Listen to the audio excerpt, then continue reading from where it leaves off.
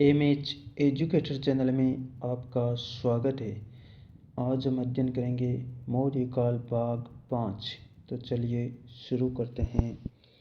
पहला प्रश्न है, अशोक ने बौद्ध धर्म के प्रचार के लिए अपने पुत्र महेंद्र और पुत्री संघमित्रा को किस देश में भेजा था? Indonesia, Malaya, Sri Lanka, Cambodia.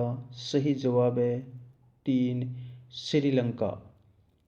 Note है, सम्राट अशोक को अपने विस्तृत साम्राज्य, बेहतर कुशल प्रशासन तथा बौद्ध धर्म के प्रचार के लिए जाना जाता है। सम्राट अशोक ने संपूर्ण एशिया में तथा अन्य महाद्वीपों में भी बौद्ध धर्म का प्रचार किया। संघमित्रा सम्राट अशोक की पुत्री थी, जिसे अशोक ने अपने पुत्र महेंद्र के साथ श्रीलंका सिंघल द्वीप में बौद्ध धर्म के प्रचार के लिए भेजा था। अशोक के शासन काल में ही पाटलिपुत्र में तृतीय बौद्ध संगीति का आयोजन किया गया, जिसकी अध्यक्षता मोगलीपुत्र तिस ने की थी। अगला प्रश्न है, निम्नांकित में से किस ग्रंथ की तुलना मैकियावली के ग्रंथ प्रिंस से की जाती है? 1, कालिदास का मालविक का गृहमित्र। 2, कौटिल्य का अर्थशास्त्र। 3, वात्स्यायन का कामसूत्र। 4, तिरुवल्लुवर का तिरुकुरल। सही जवाब है 2, कौटिल्य का अर्थशास्त्र।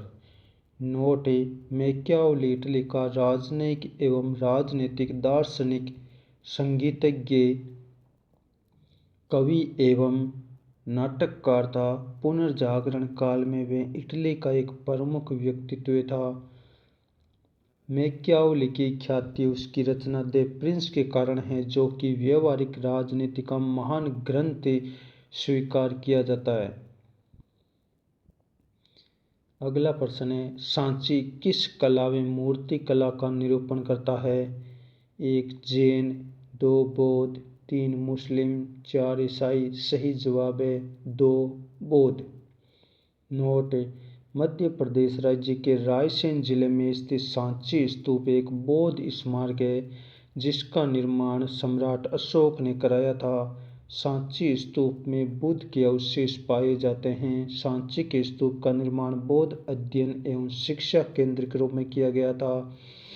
वर्ष 1999 में इसे यूनेस्को द्वारा विश्व विरासत स्थल का दर्जा प्रदान किया गया। अगला प्रश्न है, मौर्य साम्राज्य में प्रचलित राजकीय मुद्रा का नाम क्या था? 1, पण। 2, तौल। 3, काकणी। 4, दीनार। सही जवाब है 1, पण। नोट, मौर्यों की राजकीय मुद्रा पण थी। ये चांदी का सिक्का था। इसका भार 3/4 तोले के बराबर था। कारसापण चांदी एवं तांबे को मिलाकर बनाया जाता था। अगला प्रश्न है, निम्नलिखित में से अशोक का उत्तराधिकारी कौन था? 1, कुणाल। 2, बिंदुसार। 3, महेंद्र। 4, उक्त कोई नहीं। सही जवाब है 1, कुणाल। नोट, मौर्य वंश का अंतिम शासक भद्रथ था। अगला प्रश्न है, निम्नलिखित में से किस मौर्य राजा ने दक्कन की विजय प्राप्त की थी? 1, अशोक। 2, चंद्रगुप्त। 3, बिंदुसार। 4, कुणाल।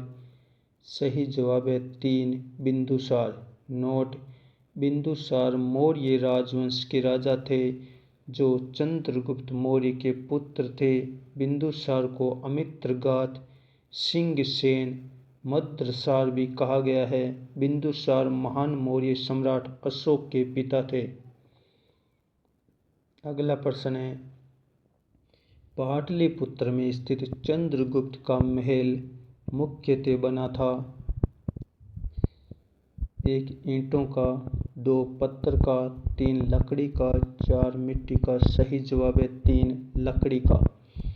नोट, चंद्रगुप्त मौर्य का कुम्हार का महल लकड़ी का बना हुआ था। भवन योजना कुछ इस तरह की थी कि 32 फीट ऊंचाई और 9 फीट गहराई वाले विशाल पत्थरों के पिलर पर इमारत खड़ी थी। छत के लिए लकड़ी का इस्तेमाल किया गया था।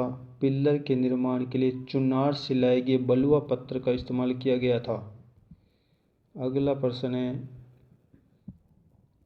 किस ग्रंथ में चंद्रगुप्त मौर्य के लिए वर्सल निम्न कुल शब्द का प्रयोग किया गया है? 1 ब्राह्मण साहित्य, 2 जैन साहित्य, 3 मुद्रा राक्षस, 4 बौद्ध धर्म। सही जवाब है 3 मुद्रा राक्षस।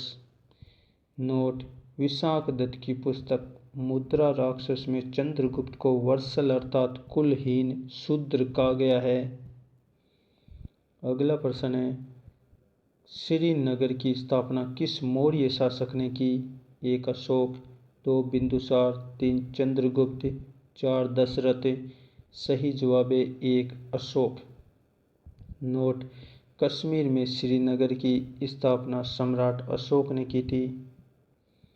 अगला प्रश्न है, मौर्य काल में गुप्तचरों को क्या कहा जाता था?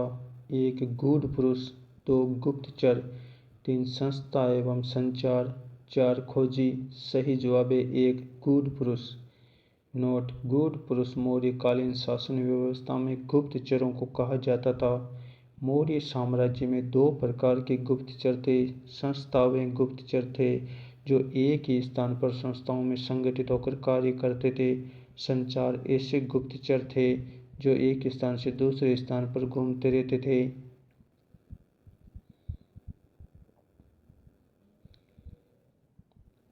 अगला प्रश्न है, किस श्रीलंकाई शासक ने अपने आप को मौर्य सम्राट अशोक के आदर्शों के अनुरूप ढालने की कोशिश की? 1 महाबली, 2 वीर सिंह, 3 तिस्य, 4 राणा सिंह। सही जवाब है 3 तिस्य। नोट, तिस्य सिंगल द्वीप श्रीलंका का राजा था। सम्राट अशोक के पुत्र राजकुमार महेंद्र और राजकुमारी संघमित्रा तिस्य के आमंत्रण पर ही श्रीलंका गए थे। इन दोनों ने श्रीलंका में बौद्ध धर्म का प्रचार प्रसार किया था। तिस्य अपने नाम के साथ देवनाम प्रिय देवताओं का प्रिय जोड़ता था। तिस्य ने अनुराधापुरा की नींव डाली थी, जहां बोध गया से ले जाकर पवित्र बोधि वृक्ष लगाया गया था। ये बोधि वृक्ष आज भी विद्यमान है।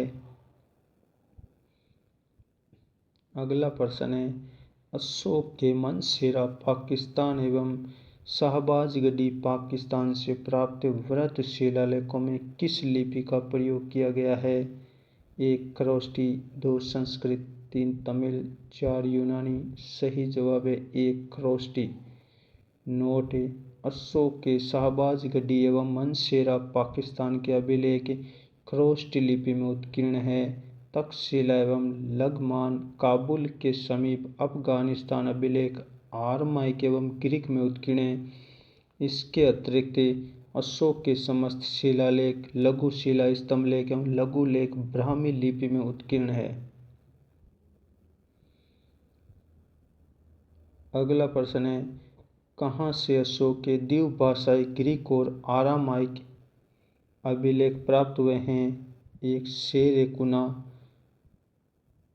या कांधार, 2 मनसेहरा, 3 कालसी, 4 कलिंग। सही जवाब है 1 शेर-ए-कुना या कांधार से। नोट, कांधार का द्विभाषी शिलालेख सम्राट अशोक द्वारा शिला पर 2 भाषाओं ग्रीक तथा अरामाइक में उत्कीर्ण कराया गया। Thank you. चैनल को ज़्यादा से ज़्यादा सब्सक्राइब कीजिए।